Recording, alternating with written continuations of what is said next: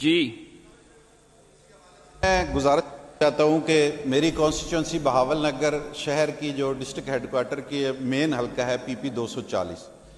یہ سب کچھ شروع ہونے سے پہلے میں نے بارہا ایس سی صاحب کو، ایس سی اریگیشن کو ریکویسٹ کی کہ میری حلقے میں سے سیم نہر گزر رہی ہے،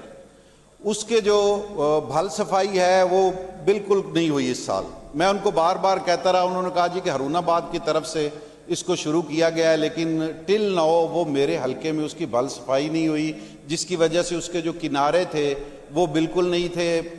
بارش کا پانی آیا، اس کے بعد جو ذمہ داروں نے اپنی فصلوں میں سے پانی نکال کے سیم نہر میں ڈالا، جو ڈبل فلڈڈ ہو گئی سیم نہر، اور وہاں سے پانی نکل کے ہمارے بہاول نگر کے ساتھ بالکل ایک آبادی ہے ماڈل ٹاؤن کے ساتھ کوٹھہ الہی بخش،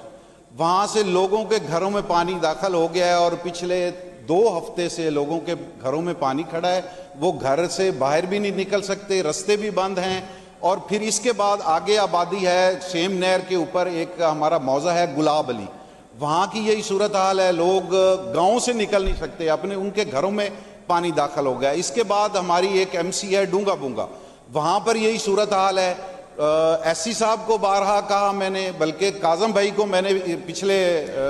4 دن پہلے ریکویسٹ کی، تو انہوں نے وہاں پر ایک ایس سی صاحب کو کہہ کے ایک ایکسیویٹر بھجوایا ہے جو وہاں پہ کھڑا ہے، وہ بس کوئی کام نہیں کر رہا۔ ایس سی صاحب کی مجھے کال آئی کہ جی ہم نے 4 کروڑ روپے اس کے لیے فنڈ دے دیے ہیں اور یہ اب وہ اس پہ کام شروع ہوگا، لیکن ابھی تک کچھ نہیں ہوا۔ میری اس ہاؤس سے یہ درخواست ہے کہ اس پر باقاعدہ ایک انکوائری کمیٹی تشکیل دی جائے، اور جن لوگوں نے یہ اپنا کام وقت آنے سے پہلے نہیں کیا ان کو فکس کیا جائے۔ دوسری گزارش میری یہ ہے کہ ہمارا جو کسان ہے وہ پہلے ہی مر چکا ہے، بالکل آپ یہ سمجھیں کہ وہ وینٹیلیٹر پہ ہے۔ اب ان کی جو میرے حلقے میں جو صورتحال ہے رورل ایریا میں، کہ کپاس کی فصل کا تو بالکل کوئی کنسپٹ ہی نہیں ہے نا کہ وہ اب سروائیو کر سکے، یہی حال دھان کی فصل کا ہے،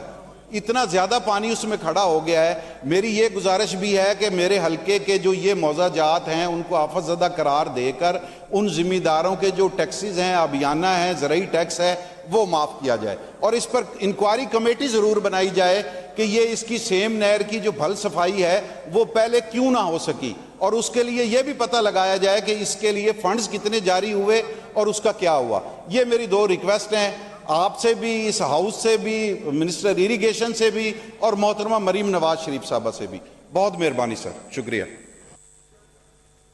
جی